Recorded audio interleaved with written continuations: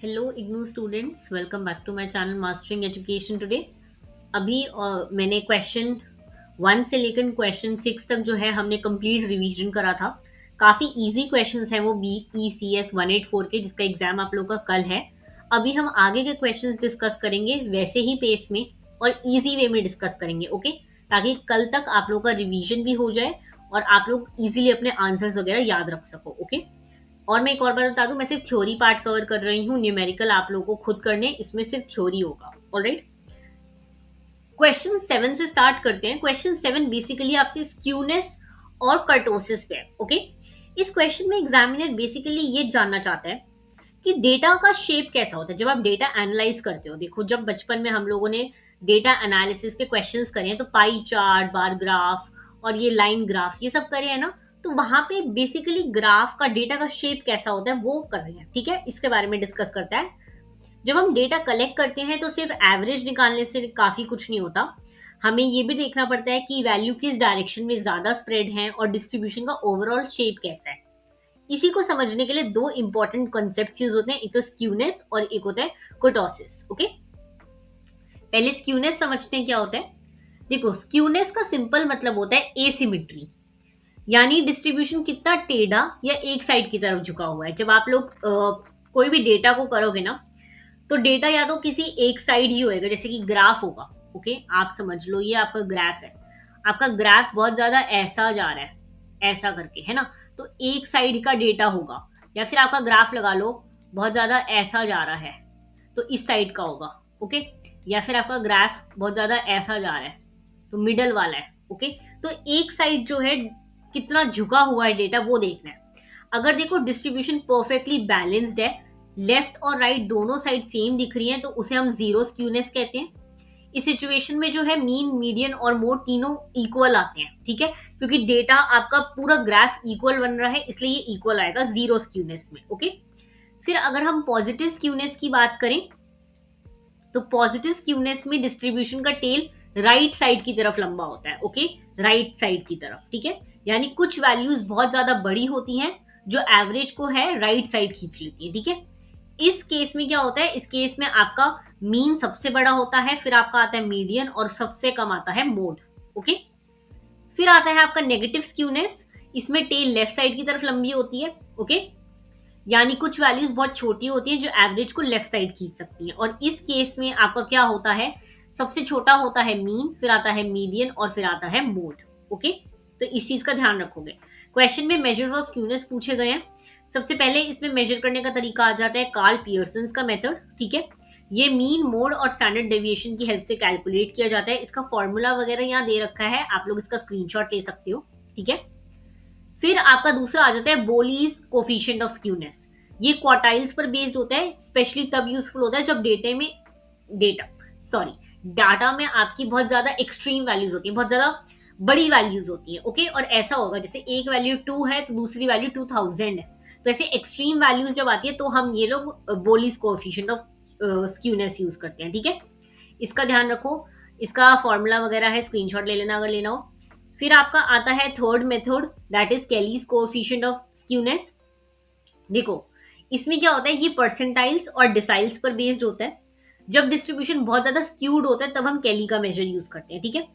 Last आपका आ जाता है रोल ऑफ कोटोसिस। देखो, बहुत स्टूडेंट्स जो है स्क्यूनेस और कोटोसिस को मिक्स कर देते हैं, लेकिन ये दोनों सेम टॉपिक नहीं होते, डिफरेंट होते हैं। स्क्यूनेस बताता है डिस्ट्रीब्यूशन किस साइड झुकी हुई है, लेफ्ट है, राइट है, पॉजिटिव है, नेगेटिव है, ये सब, ठीक है।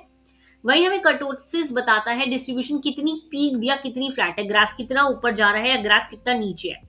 यानी कि कर्व जो बन रहा है ग्राफ पे वो कितना शार्प बन रहा है या फिर कितना स्प्रेड आउट है, ठीक है। इसके भी 3 टाइप्स होते हैं, यहाँ पे आपको दे रखे हैं। थोड़ा सा प्रैक्टिकल क्वेश्चन है ये, बिना आप इसमें अगर न्यूमेरिकल सॉल्व नहीं करोगे तो इतना समझ नहीं आएगा ये, ओके। तो इसको आप लोग पढ़ सकते हो और इसको न्यूमेरिकल के बेसिस पे सॉल्व करने की कोशिश करना, ओके। अब देखो, कोफिशिएंट ऑफ वेरिएशन, ये भी आपका बेसिकली है, तो देखो क्वेश्चन थ्योरी का है लेकिन इसमें प्रैक्टिकल इंक्लूड हो सकता है। तो मैं आपको इसमें ना बेसिकली मतलब समझा देती हूँ क्या होता है। देखो, डिस्पर्शन का मतलब क्या होता है कि डेटा कितना जो है स्प्रेड हुआ है। मान लीजिए, आप एग्जाम्पल के तौर पे मान लीजिए, इसमें एक तो कोफिशिएंट ऑफ वेरिएशन पूछा है why is it considered a better measure of dispersion, data का मेथड कौन सा है बेटर, और इसमें ये पूछा गया कि स्टैंडर्ड डेविएशन से कैसे बेटर है, और इसमें रिलेटिव मेजर्स ऑफ डिस्पर्शन भी पूछे हैं। सबसे पहले हम डिस्पर्शन ही देखते हैं क्या होता है। मैंने आपको बताया डिस्पर्शन का सिंपल मतलब है जब डेटा कितना स्प्रेड है, यानी कि कितनी सारी वैल्यूज है उसके अंदर। ओके, आप एग्जाम्पल के तौर पर मान लो दो क्लासेस हैं, दोनों क्लासेस के एवरेज मार्क्स 70 है, लेकिन पहली क्लास में ऑलमोस्ट सभी स्टूडेंट के 68 से 72 के बीच में, और दूसरी क्लास में क्या है 20 से 95 तक है। ओके, तो डेटा ज्यादा स्प्रेड हुआ है, दोनों का एवरेज सेम हो सकता है, लेकिन सेकंड क्लास में क्या है वेरिएशन बहुत ज्यादा है। अब इस वेरिएशन को मेजर करने के लिए हम लोग डिस्पर्शन का यूज करते हैं। ठीक है, अब क्वेश्चन का मेन टॉपिक है कोफिशिएंट ऑफ वेरिएशन, या फिर हम इसे सीवी भी कहते हैं। कोफिशिएंट ऑफ वेरिएशन एक रिलेटिव मेजर ऑफ डिस्पर्शन है। ये हमें बेसिकली बताता है कि एवरेज के कंपैरिजन में वेरिएशन कितना है, एवरेज के बेसिस पर कितनी वैल्यू स्प्रेड आउट है। ठीक है, इसका आप फॉर्मूला याद रखोगे, coefficient of variation standard deviation निकालते हैं divided by mean into 100। Okay, इसमें अब देखो क्या क्या पॉइंट आ सकते हैं। अगर सीवी कम है तो डेटा कंसिस्टेंट है, वैल्यूज आसपास है। ठीक है, अगर कोफिशिएंट ऑफ वेरिएशन बहुत ज्यादा आता है तो डेटा में वेरिएशन भी बहुत ज्यादा है। ओके, इस चीज का ध्यान रखोगे। अब देखो ये बेटर क्यों होता है, सीवी देखो डिफरेंट डेटा सेट्स पे कंपेयर करने में हेल्प करता है, और स्टैंडर्ड डेविएशन सिर्फ हमें वेरिएशन बताता है, इसमें हम काफी सारा डेटा कंपेयर कर सकते हैं इसलिए। ठीक है, फिर दूसरा है सीवी यूनिट फ्री होता है, इसमें कोई भी वो नहीं लगता, इनकम हाइट, इसमें कोई फीट या फिर रुपीज ऐसे कुछ नहीं लगता। ठीक है, तो यहाँ पे आपको सारे पॉइंट्स दे रखे हैं, ये भी थोड़े प्रैक्टिकल हैं तो इसलिए आपको ये सब पढ़ने पड़ेंगे, इसमें काफी सारे आपके फॉर्मूलाज वगैरह भी रिवाइज हो जाएंगे जब आप पढ़ोगे। ठीक है, अब आते हैं क्वेश्चन नंबर 9 पर। इंटरेस्टिंग क्वेश्चन, ये बहुत बार पेपर में आया भी है। What are the type 1 and type 2 errors in hypothesis testing, which is more critical and why, distinguish between null and alternative. इसमें बहुत दिमाग खोलकर पढ़ना चीजें तो ही समझ आएगा, क्वेश्चन डिफिकल्ट है ये। ठीक है, ये क्वेश्चन ना हाइपोथेसिस टेस्टिंग से रिलेटेड है, बहुत बार एग्जाम में पूछा गया है। तो इसमें सबसे पहले हम समझते हैं हाइपोथेसिस होता क्या है। देखो आप लोग ने अभी कभी भी रिसर्च के बारे में अगर पढ़ा हो तो देखो जब आप रिसर्च करते हो ना तो आप पहले से एक स्टेटमेंट ले लेते हो जिसको आपको वेरीफाई करना होता है। ठीक है, रिसर्च में हम जब भी कोई भी स्टडी स्टार्ट करते हैं ना तो हमें एक अजम्पशन बनाना होता है। अजम्पशन कुछ भी हो सकता है कि अगर मैं ज्यादा फोन यूज करूंगी तो मेरे कम मार्क्स आएंगे, अजम्पशन हो गया। ठीक है, मैं ज्यादा बाहर जाऊंगी तो मेरे बीमार होने के चांसेस ज्यादा है ना। तो इसी अजम्पशन को हम लोग हाइपोथेसिस कहते हैं। तो हाइपोथेसिस बेसिकली एक स्टेटमेंट होती है जिसे हम टेस्ट करते हैं कि वो सही है या नहीं। अब मैं टेस्ट करूंगी, जैसे मैंने बोला ना मैं ज्यादा फोन यूज करूंगी तो मेरे कम मार्क्स आएंगे, तो मैं टेस्ट क्या करूंगी, मैं इस स्टेटमेंट को उल्टा करके टेस्ट करूंगी। ठीक है, इसीलिए हमने बोला कि हाइपोथेसिस के दो टाइप्स होते हैं, एक तो नल हाइपोथेसिस। अब देखो नल हाइपोथेसिस क्या होता है। नल हाइपोथेसिस का मतलब होता है कि कोई डिफरेंस नहीं है, कोई इफेक्ट नहीं है, कोई रिलेशनशिप नहीं है। यानी कि मैंने बोला कि मैं फोन ज्यादा यूज करूंगी तो मेरे मार्क्स कम आएंगे, तो नल हाइपोथेसिस अगर निकलता है तो मेरा होगा कि इसमें कोई रिलेशन नहीं है, पढ़ने में, मार्क्स आने में और फोन यूज करने में कोई रिलेशनशिप नहीं है। Okay, there is no effect of using phone on my marks, ये होता है नल हाइपोथेसिस। ठीक है, सब कुछ नॉर्मल है बेसिकली बोलता है। ठीक है, अब वहीं अगर मैं अल्टरनेटिव हाइपोथेसिस की बात करूं तो अल्टरनेटिव हाइपोथेसिस का मतलब होता है कि डिफरेंस है, इफेक्ट है, यानी कि हाँ अगर मैं फोन ज्यादा यूज करूंगी तो मार्क्स कम आएंगे, या फिर मैं फोन कम यूज करूंगी तो मार्क्स ज्यादा आएंगे। ओके, यानी रिसर्चर जो प्रूव करना चाहता है वो अल्टरनेटिव हाइपोथेसिस में होता है। ठीक है, ध्यान रखोगे, एग्जाम में याद रखना, नल हाइपोथेसिस में कोई इफेक्ट नहीं होता, अल्टरनेटिव हाइपोथेसिस में हमेशा इफेक्ट होता ही होता है। ठीक है, अगर हम दोनों का डिफरेंस देखें तो नल हाइपोथेसिस कहता है कि कोई भी डिफरेंस नहीं आएगा, अल्टरनेटिव कहते हैं कि हाँ डिफरेंस आएगा। नल हाइपोथेसिस को हम टेस्ट कर सकते हैं। ठीक है, वहीं अल्टरनेटिव हाइपोथेसिस तब एक्सेप्ट होती है जब नल हाइपोथेसिस रिजेक्ट हो।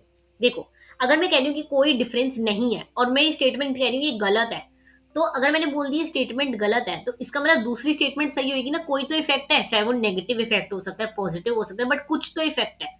तो हमें नल हाइपोथेसिस को लेना होता है, उसको रिजेक्ट करना होता है, और एक अल्टरनेटिव हाइपोथेसिस को हम लोग जन्म देते हैं जब रिसर्च हमारा कंप्लीट हो जाता है। ओके, ध्यान रखोगे इस चीज का, बहुत इंपॉर्टेंट है ये। ओके, अब इसमें टाइप 1 और टाइप 2 एरर देखें तो टाइप 1 एरर देखो, रिसर्च में हम सैंपल के बेसिस पर डिसीजन लेते हैं, है ना, कि हमने जो भी सैंपल कलेक्ट करा है, जिससे भी डेटा लिया, एक सैंपल पॉपुलेशन लिया, ठीक है, और क्योंकि हम पूरी पॉपुलेशन को स्टडी नहीं करते इसलिए गलती होने के चांसेस ज्यादा रहते हैं। तो इसी में हमारे दो तरह के एरर आ जाते हैं, टाइप 1 और टाइप 2। टाइप 1 एरर तब होता है जब हम ट्रू नल हाइपोथेसिस को रिजेक्ट कर देते हैं, यानी कि नल हाइपोथेसिस जो हमने लिया था वो सही था लेकिन हमने उसे गलती से रिजेक्ट कर दिया, ठीक है, यानी रियलिटी में कोई इफेक्ट नहीं था लेकिन रिसर्चर बोलते हैं कि इफेक्ट है, हमने उसको रिजेक्ट कर दिया कि नहीं ये तो गलत है, इफेक्ट है, बट ऐसा नहीं होता, कोई इफेक्ट था ही नहीं। ओके, ये होता है टाइप 1 एरर। अब अगर हम टाइप 2 एरर पे आए, टाइप 2 एरर तब होता है जब नल हाइपोथेसिस फॉल्स होती है, गलत होती है, लेकिन जो रिसर्चर है उसे रिजेक्ट नहीं करता, यानी कि नल हाइपोथेसिस आपको कह रही है कि कोई इफेक्ट नहीं है, लेकिन रिसर्चर ने उसे रिजेक्ट नहीं करा, उसने बोल दिया कि इफेक्ट है, बल्कि कोई इफेक्ट होता ही नहीं है, ठीक है, समझ आई। एग्जाम्पल के तौर पे समझो, जैसे कोई मेडिसिन जो है वो एक्चुअली काम कर रही है, आप पैरासीटामोल ले रहे हो, आपका बुखार उतर रहा है, लेकिन रिसर्चर जो है कंक्लूड कर देते हैं कि मेडिसिन इनइफेक्टिव है, मेडिसिन का कोई इफेक्ट ही नहीं है, उसने नल हाइपोथेसिस को एक्सेप्ट कर लिया एक तरह, ठीक है, तो ये हो गया, ये टाइप 2 एरर है, इसको फॉल्स नेगेटिव भी कहते हैं। एग्जाम में याद रखना, टाइप 1 एरर को फॉल्स पॉजिटिव कहते हैं और टाइप 2 एरर को फॉल्स नेगेटिव।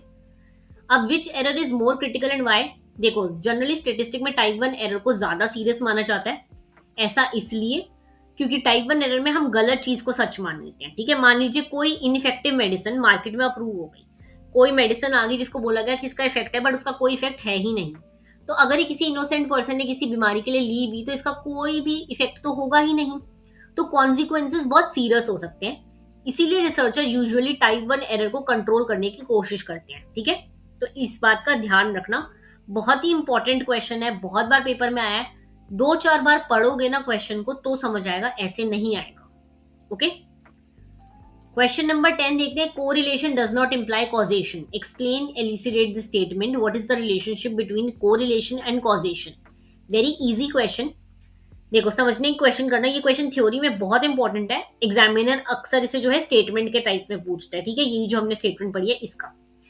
सबसे पहले समझते हैं कोरिलेशन क्या होता है। देखो, कोरिलेशन का सिंपल मतलब होता है रिलेशनशिप या एसोसिएशन बिटवीन टू वेरिएबल्स, यानी कि दो चीजों में कोई रिलेशनशिप है, जैसे कि प्राइस बढ़ेगा तो डिमांड कम होगी, है ना, ये रिलेशन हुआ, इसको हम कोरिलेशन कहते हैं, यानी कि जब एक वेरिएबल चेंज होता है और दूसरा भी उसके साथ चेंज होता है तो हम कहते हैं कि दोनों के बीच कोरिलेशन है, ठीक है। एग्जाम्पल आप ये भी ले सकते हो कि जितना ज्यादा आवर्स कोई स्टूडेंट पढ़ाई करता है जनरली उतने ही ज्यादा मार्क्स आते हैं, यहाँ पे हम लोग पढ़ाई के घंटों को जो है मार्क्स के बीच में पॉजिटिव, दोनों का जो है दोनों बढ़ रहे हैं, है ना, तो ये होता है पॉजिटिव कोरिलेशन। पॉजिटिव कोरिलेशन में दोनों वेरिएबल जो है सेम डायरेक्शन में बढ़ते हैं, ध्यान रखोगे ये चीज। ओके, अब एक और चीज देखो, दूसरा आता है नेगेटिव, स्टडी आवर्स बढ़ेंगे तो मार्क्स भी बढ़ेंगे, ये तो होगा पॉजिटिव, इनकम बढ़ेगी तो परचेजिंग पावर बढ़ेगी, ये भी हो गया पॉजिटिव। अब देखो नेगेटिव कोरिलेशन में क्या होता है, एक वेरिएबल बढ़ता है तो दूसरा कम होता है, यानी कि आप समझ लो, एग्जाम्पल के तौर पे समझ लो, हाँ, कल को बेसिक नेसेसिटी, जैसे कि हमारे घर पे खाना बेसिक नेसेसिटी है, आटे का प्राइस बहुत ज्यादा बढ़ गया तो उसकी जो डिमांड है वो कम हो जाएगी, है ना, क्यों, क्योंकि इतना लोगों की इनकम में आएगा नहीं तो वो ज्यादा प्राइस बढ़ा तो डिमांड कम होगी, है ना, यानी कि आप ये समझ लो, स्लीपिंग एंड लूजिंग वेट, ये दोनों एग्जाम्पल समझ लो कि आप ज्यादा सो रहे हो तो वेट कम हो रहा है, नहीं, आप कम सो रहे हो तो वेट कम हो, आप कम सो रहे हो तो वेट ज्यादा कम हो रहा है, तो ये दोनों का कोरिलेशन है, ठीक है, तो इसे कहते हैं नेगेटिव। फिर तीसरा आता है हमारा जीरो कोरिलेशन, इसमें दोनों वेरिएबल के बीच कोई रिलेशनशिप नहीं होता, कुछ भी नहीं होता, ओके, यानी कि मैं स्कूल जा रही हूं तो मेरे भाई के नंबर ज्यादा आ रहे हैं, ऐसा, ये होता है जीरो, कोई रिलेशनशिप नहीं है, ठीक है। अब हम आते हैं कॉजेशन पे, कॉजेशन का मतलब ही होता है कॉज एंड इफेक्ट रिलेशनशिप, यानी एक वेरिएबल डायरेक्टली दूसरे वेरिएबल में चेंज ला रहा है, सिंपल वर्ड्स में एक चीज दूसरी चीज का रीजन हो, ठीक है, जैसे कि एग्जाम्पल के तौर पे समझो, अगर क्रॉप्स में फर्टिलाइजर डाला जाता है और उससे प्रोडक्शन इंक्रीज होता है, तो फर्टिलाइजर क्या हो गया, कॉज, और उसका प्रोडक्शन पे क्या हुआ है, इफेक्ट। तो यहां हो गया कॉजेशन। ओके, कोरिलेशन, अब एग्जाम में पूछा correlation does not imply causation, इसका क्या मतलब है? इसका मतलब है कि सिर्फ इसलिए कि दो वेरिएबल एक साथ चेंज हो रहे हैं ये प्रूव नहीं होता कि एक दूसरे को कॉज कर रहा है। दोनों रिलेटेड हो सकते हैं, लेकिन जरूरी नहीं कि एक दूसरे को डायरेक्टली अफेक्ट कर रहा हो। अब ये क्यों इंपॉर्टेंट है, रीजन समझते हैं। देखो, रीजन नंबर 1, थर्ड वेरिएबल कोई हो सकता है प्रेजेंट, ठीक है। कभी कभी दो वेरिएबल के बीच रिलेशनशिप किसी तीसरे फैक्टर की वजह से होता है। जैसे कि आप समझ लो, एग्जाम्पल के तौर पे आइसक्रीम की सेल और ड्राउनिंग केसेस, डूबने के केसेस। डेटा दिखाता है कि जब आइसक्रीम सेल बढ़ती है तो डूबने के केसेस भी बढ़ते हैं। क्या इसका मतलब है कि आइसक्रीम का खाने से लोग डूब जाते हैं? बिल्कुल नहीं, दोनों का कोई कॉमन रीजन कुछ बन ही नहीं रहा। बट एक कॉमन रीजन यहाँ पे है समर सीजन, तो गर्मी में लोग ज्यादा आइसक्रीम भी खाते हैं और स्विमिंग भी ज्यादा करते हैं। तो यहाँ थर्ड वेरिएबल क्या है, वेदर। इसीलिए कोरिलेशन तो है लेकिन कॉज नहीं है। ये नहीं कि आइसक्रीम खाने से लोग डूब रहे हैं, तो कॉजेशन नहीं है कुछ, ठीक है। दूसरा आता है कोइंसिडेंटल, कभी कभी दो चीजें सिर्फ चांस की वजह से साथ साथ मूव करती है। अब कहीं पे एक्सीडेंट हुआ और बाई चांस वहां से कोई रिपोर्टर जा रहा था, उसने रिपोर्ट कर दी, इसका मतलब ये थोड़ी कि उस रिपोर्टर की वजह से एक्सीडेंट हुआ, वो तो कोइंसिडेंटली वहां पे प्रेजेंट था ना। तो ये होता है सेकंड, कोइंसिडेंटल। फिर आता है रिवर्स कॉजेशन। देखो, कभी कभी हमें पता ही नहीं चलता कि कॉज कौन है और इफेक्ट कौन है। जैसे कि आप लगा लो इनकम और हेल्थ, जितनी ज्यादा इनकम है उतनी हेल्थ बेटर है, लेकिन बेटर हेल्थ से इनकम भी बढ़ सकती है, नहीं ना, ऐसा तो नहीं होता। यहाँ डायरेक्शन क्लियर नहीं है, इसलिए कोरिलेशन को कॉजेशन नहीं मान सकते हम, ठीक है। फिर आता है lack of experimental evidence, evidence नहीं है चीजों को प्रूव करने के लिए, तो ये चीज का ध्यान रखोगे, ठीक है। तो ये सारे जो आपके रीजन हैं यही रहेंगे आपके। दो वेरिएबल कोरिलेटेड है, इसका मतलब ये नहीं है कि कॉजेशन भी होएगा उनमें, ठीक है। ध्यान रखोगे इस चीज का, बहुत ज्यादा इस पे क्वेश्चन आते हैं। ओके, अब हम डिस्कस करते हैं, अनोवा नहीं डिस्कस करेंगे, अनोवा इजी है। अनोवा में हमने वही टाइप 1 एरर ये सब होता है, ठीक है। What are the various method techniques of qualitative data analysis, ये क्वेश्चन इंपॉर्टेंट है, ये क्वेश्चन बहुत बार पूछा जाता है, तो हम इसको डिस्कस कर लेते हैं। क्वेश्चन नंबर 12, ठीक है।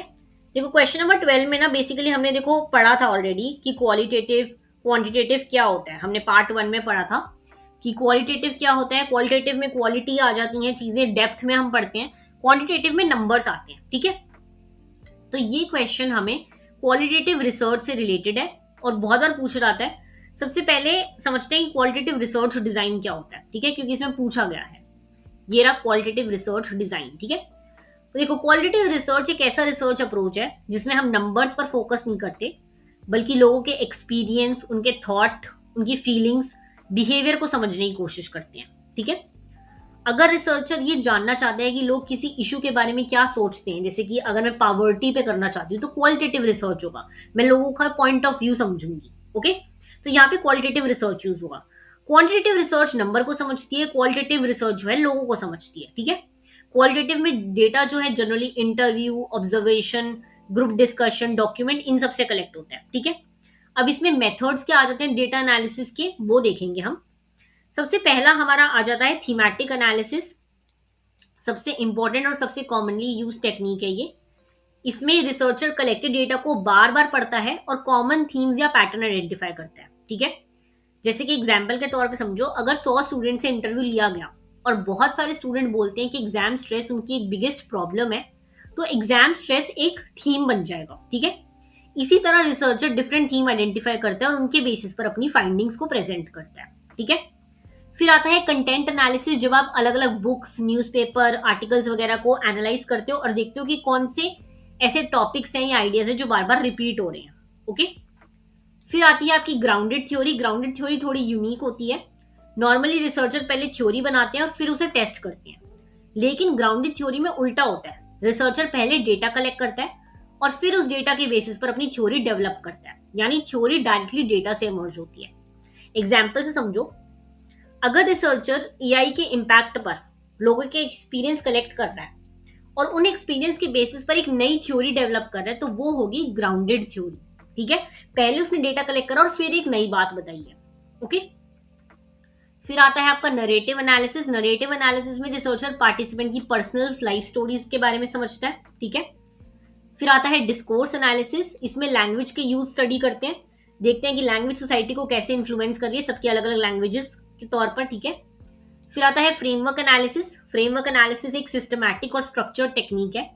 इसमें रिसर्चर पहले कैटेगरी और थीम बनाते हैं और फिर डेटा को उन कैटेगरीज में डालते हैं, जैसे कि एनिमल्स हो गए अलग, और फिर आ जाएगा 4 लेग्ड एनिमल्स, 2 लेग्ड एनिमल्स, ऐसे कर कर, ठीक है, कैटेगरीज बनाई जाती है और फिर उसमें डाले जाते हैं। ऑलराइट, इजी था क्वेश्चन, इतना डिफिकल्ट नहीं है। अब देखो, ये जितने भी क्वेश्चन मैंने डिस्कस करे हैं ना, ये सारे क्वेश्चन इंपॉर्टेंट हैं, लेकिन ये पीडीएफ बहुत लंबा है तो मैं पूरा पीडीएफ नहीं डिस्कस करने वाली। आप लोग ये पीडीएफ मेरे से परचेज कर सकते हो और उसके बाद इस पीडीएफ से पढ़कर एक अच्छा स्कोर कर सकते हो। बाकी अब हम लोग मिलते हैं नेक्स्ट वीडियो में। All the very best, thank you so much, bye bye.